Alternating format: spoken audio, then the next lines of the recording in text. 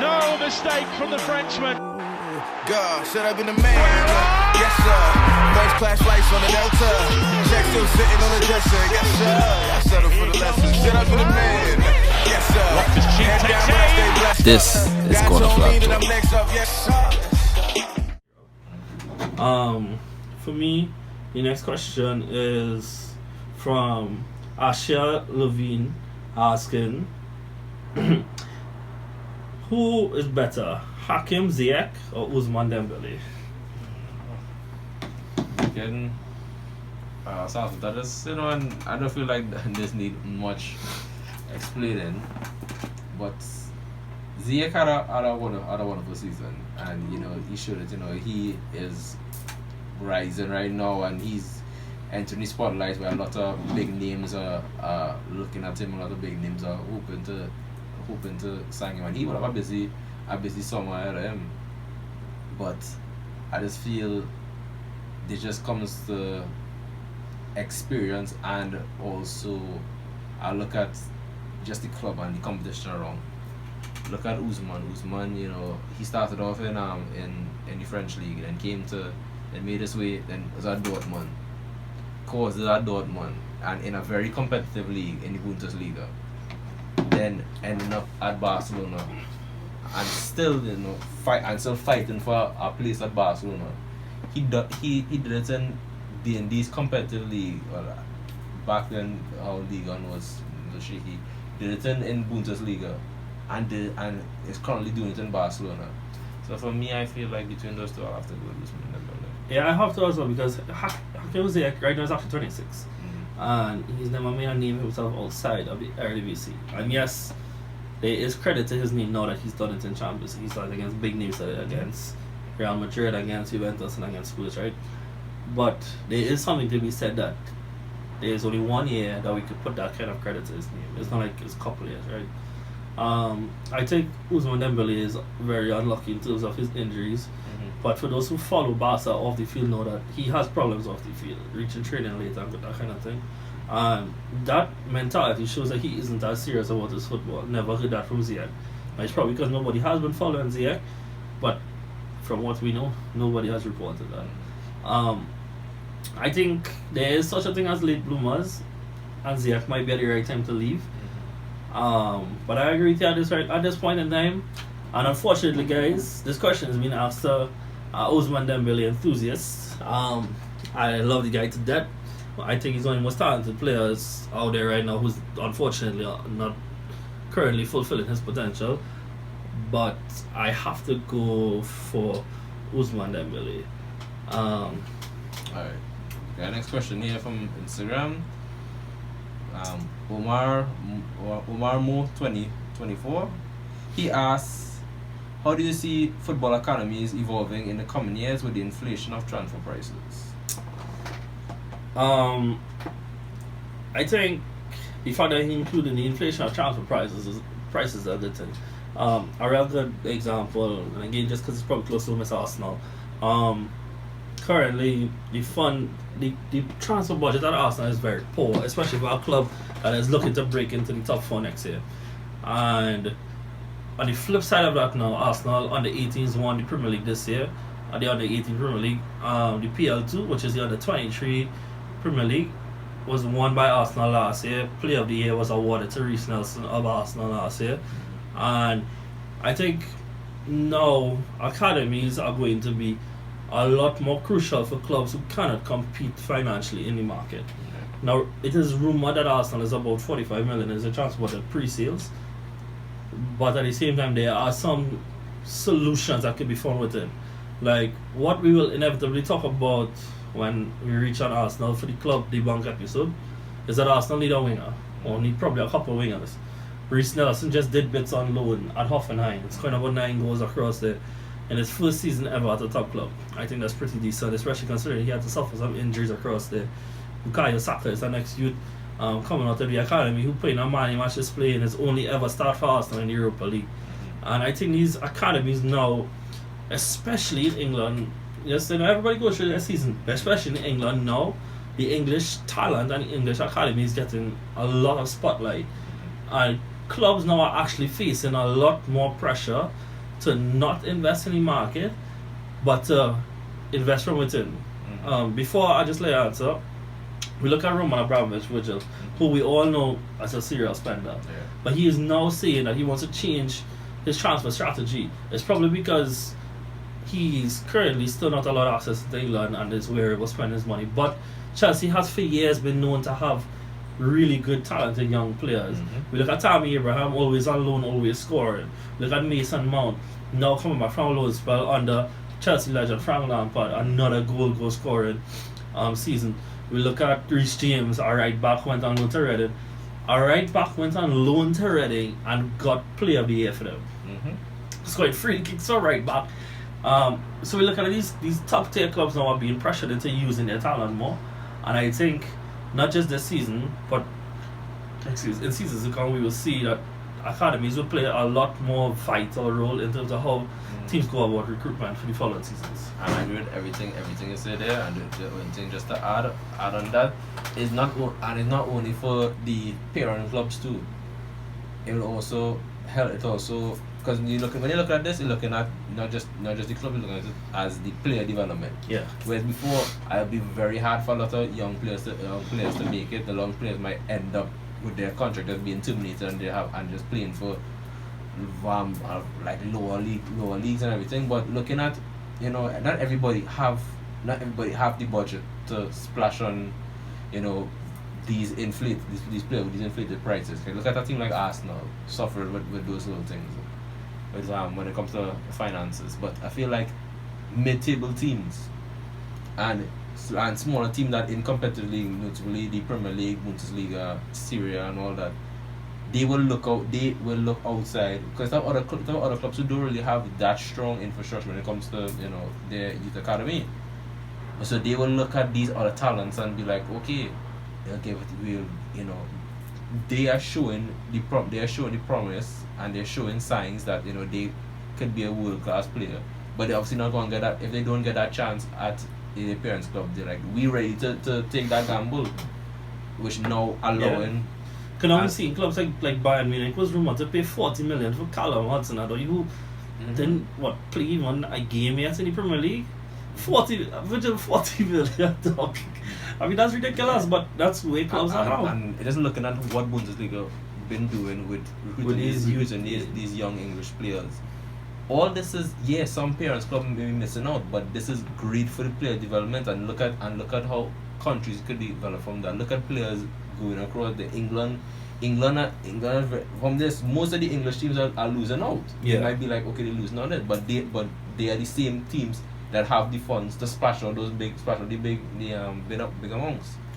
So it's just that coming on for this, I feel like the inflated prices are just helping the young player develop again and pushing more young players over there. I just thought to like what you say, and we can't ever help but go over time. But that's also what you say, right? We look at Raheem Sterling and we look at, I have covered this in length in an article already about the pressure that the media faces, right? And we now see he's coming out of that and is a top tier player in Europe right now, right? These players are now getting to go abroad. And I know this is kind of strange from the question, but these young English players are getting to go abroad now and come out of the spotlight and get to come out of being in the eyes of the English media and worried about being pressured there, and now go into a place where they feel free to express themselves. Look at Jadon Sancho. When last have you seen an English player do so much skills on the ball? It's because he's out of the spotlight and he's free to do what he wants across there. Reece Nelson as well. Ademola Lookman was also on loan at Leipzig last season. So these players are going across here and doing bits. We'll do 2 more questions and then we wrap up. From me, but I feel like I asked you a question from this man, but I just want that.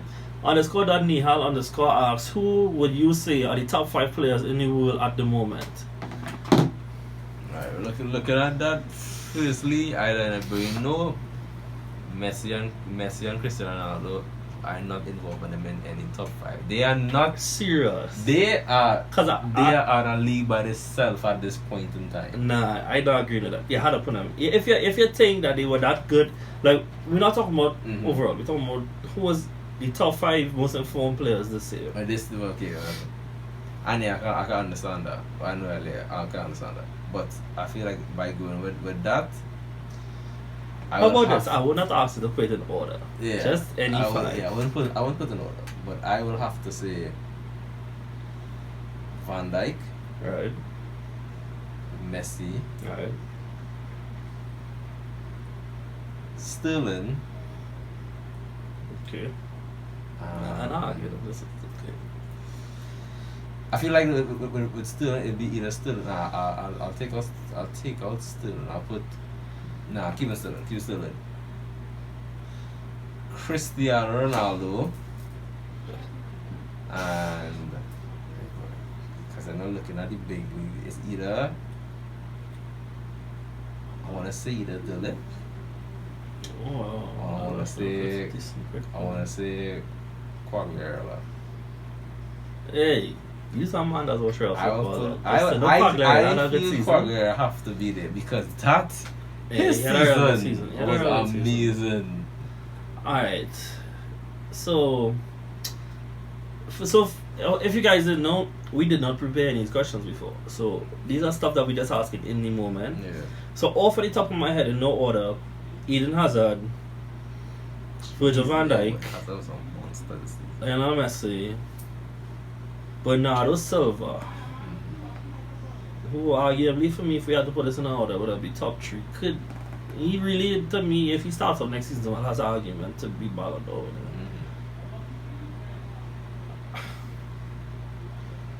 And my last pick would be Mbappe. Now I know everybody like to fight down the French league, but I think Mbappe. For me, the reason I didn't put Ronaldo in there is that Ronaldo almost did not top score his league. He wasn't at his best this year. And even if you want to judge him not on his numbers but on average world class player, not average player, but just a regular world class player numbers, it wasn't all that. It's probably because they come to expect more from him. But 4 goals in the Champions League, 5 goals, sorry, or 6, wait, it could be 6. I actually can't remember. But he should have showed up more in the Champions League. 1 goal in the group stage. He had to work his magic in the second leg. Didn't really play that well with Juventus, and I know he's now adjusting, but that's not what the question is asking. The question is asking who's the best. And I think Eden Hazard became one of 4 players ever to have 50 plus goals and assists in a single season. Phenomenal. Lionel Messi topped all the charts. Virgil van Dijk was probably the best defender in the world. Bernardo Silva had a phenomenal season and they showed him his trophies. And Mbappe really ripped up the French league this year. And if not PSG shooting themselves in the foot, he could have shown it more in Champions League. Last question, Virgil. And I would say the last question goes to.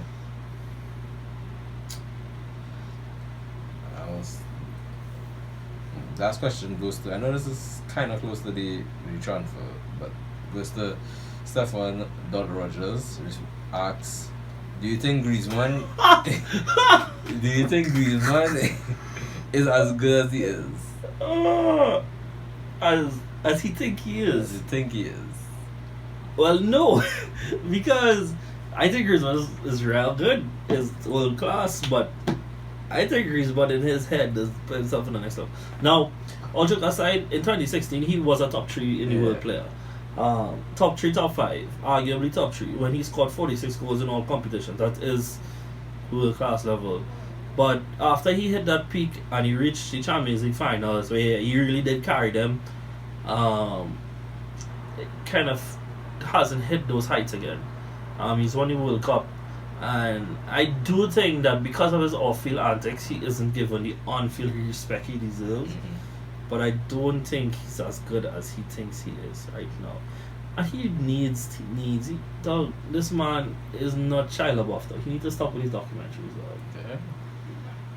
This man needs to. You know, he was going and do a next documentary about leaving, dog.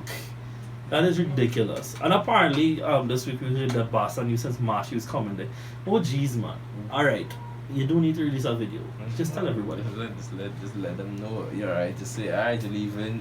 You're leaving. You're heading Barcelona. Yeah, he had to go to.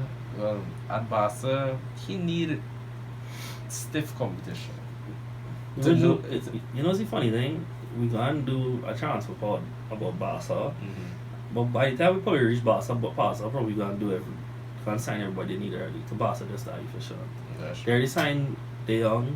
They signed one like that confirm it, but they signed Griezmann, and the only person left is probably they signed the Lit.